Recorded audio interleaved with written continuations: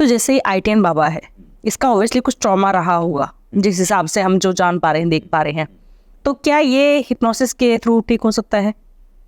अब जैसे IITN बाबा का एग्जांपल ले लो या ऐसे कितने भी लोगों का एग्जांपल ले लो, वो खुद एक सेल्फ हिप्नोटिक ट्रांस में है पूरा। आप देखिए उनका पहनावा, उनके कपड़े, उसका सब कुछ देखिए।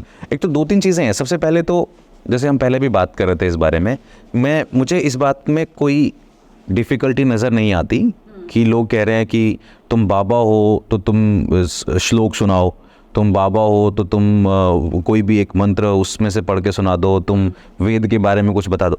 पहली बात तो ये बाबा शब्द जो है उसका किसी धर्म से लेना देना नहीं है। आप गूगल पे अगर सर्च करेंगे तो आप पाएंगे बाबा शब्द अरेबिक ओरिजिन है, हिंदी का तो शब्द भी नहीं है जी, अरेबिक ओरिजिन से बना है वो शब्द। दूसरा, बाबा का मतलब होता है बड़ा, बुजुर्ग, समझदार। आप यूपी चले जाइए, गांव देहात में चले जाइए, लोग अपने दादा को बाबा बोलते हैं। मुल्तान साइड चले जाइए, पाकिस्तान साइड, बाबा बोलते हैं, बाबा या बाबा। अब दूसरा आता है, फिर उसने कपड़े ऐसे पहने हैं। वो कह रहा है मैंने अपनी पढ़ाई वढ़ाई छोड़ दी, नौकरी छोड़ दी, भाई मुझे तो इसी रूप में रहना है।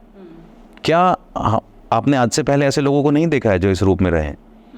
अनपढ़ होते हुए भी इसी रूप में रहते हैं, पढ़े लिखे होके भी रहते हैं। वो उनका निजी है, तो हम कोई होते नहीं हैं उसको टेस्ट करने वाले कि तुम बताओ तुम। फिर आती है तीसरी बात कि लोग ऐसा बोलते हैं, कुछ लोग बोलते हैं ये सही है, कुछ लोग बोलते हैं इसकी मनोस्थिति खराब है, चाइल्डहुड ट्रॉमा है। ये बात तो फैक्ट है कि आपका प्रेजेंट आपके पास्ट पे ही निर्धारित है। यस, आप आज यहाँ जो बैठे हैं, आपकी लाइफ में एक सीरीज ऑफ इंसिडेंट्स है, उसकी वजह से आप ऐसे हैं। यस, अगर उन सीरीज में से कुछ भी हटा दिया जाए तो आप आज ऐसे नहीं होंगे। चाहे वो नेगेटिव एक्सपीरियंसेस हों, चाहे पॉजिटिव एक्सपीरियंसेस हों, चाहे वो आपकी मैरिड लाइफ हो, चाहे वो आपकी स्टूडेंट लाइफ हो, आपकी पूरी लाइफ में आज आप जहाँ बैठे हैं उसका आपके पास्ट से ही लेना देना है जी। उनमें से एक भी पार्ट हट गया तो अलग हो जाएगा। अब हम प्रेजेंट रियलिटी के बेसिस पर ये जज करने की कोशिश कर रहे हैं कि पास्ट में इसको कोई ट्रॉमा रहा होगा, पास्ट में ये रहा होगा, पास्ट में वो रहा होगा।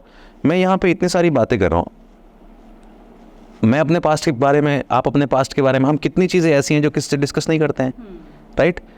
उन्होंने हमें शेप किया है, तो वो आदमी अगर ऐसा है तो उसके पास्ट ने उसको शेप तो किया है, ये बात तो फैक्ट है।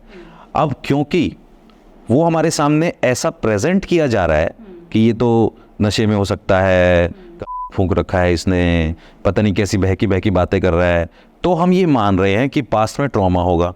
अगर वही आदमी आके बहुत सभ्य, शालीन और समाज को पसंद आने वाली बातें करें तो हम कहेंगे बहुत अच्छी परवरिश हुई है, चाहे कुछ और ही हुआ हो, चाहे कुछ और ही हुआ हो।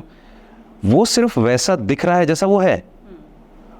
और लोग ऐसे भी हैं जो बहुत अच्छे आचरण वाले दिखते हैं, बाद में फिर पता चलता है जी इनको तो उम्र कैद की सज़ा हो रही है, इनको तो जी इस केस में जेल भेजा जा रहा है। शुरू में तो आपको लगता है कितने सभ्य, कितने मतलब भक्त लोग हैं, कितने नॉलेज है, कितने ज्ञानी हैं, और फिर बाद में जब कोर्ट में तारीख आती है और केस उनके खिलाफ जाता है तो पता चलता है ओह अरे यार वो तो भाई साहब वो तो केस में फंस गए, भाई साहब वो तो हवाला केस में फंस गए। तो सिर्फ आचरण के बेसिस पे आप जज नहीं, मतलब आचरण नहीं, बाहरी दिखने वाले बिहेवियर के बेसिस पे आप जज नहीं कर सकते। यस, हो सकता है सबकी लाइफ में ट्रॉमाज हैं, आई एग्री। वो बस ये है कि जिस समाज को छोड़ के वो बंदा भागा था या संन्यास लिया था, सोशल मीडिया उसको वापस घेर के उसी समाज में ले आया और ना चाहते हुए भी उसको इस समाज का हिस्सा बना दिया गया। अब उसके ऊपर प्रेशर है खुद को सही साबित करने का, खुद को अप्रूव करने का, या अगर वो ये प्रेशर नहीं ले रहा है तो इसके अगेंस्ट वो क्या कर रहा है, उसके अगेंस्ट भी वो यही कहने की कोशिश कर रहा है कि मुझे फ़र्क नहीं पड़ता तुम्हारे नियमों से, मुझे फ़र्क नहीं पड़ता तुम्हारे समाज से। यहाँ पे भी वो यही कहने की कोशिश कर रहा है कि मैं सही हूँ।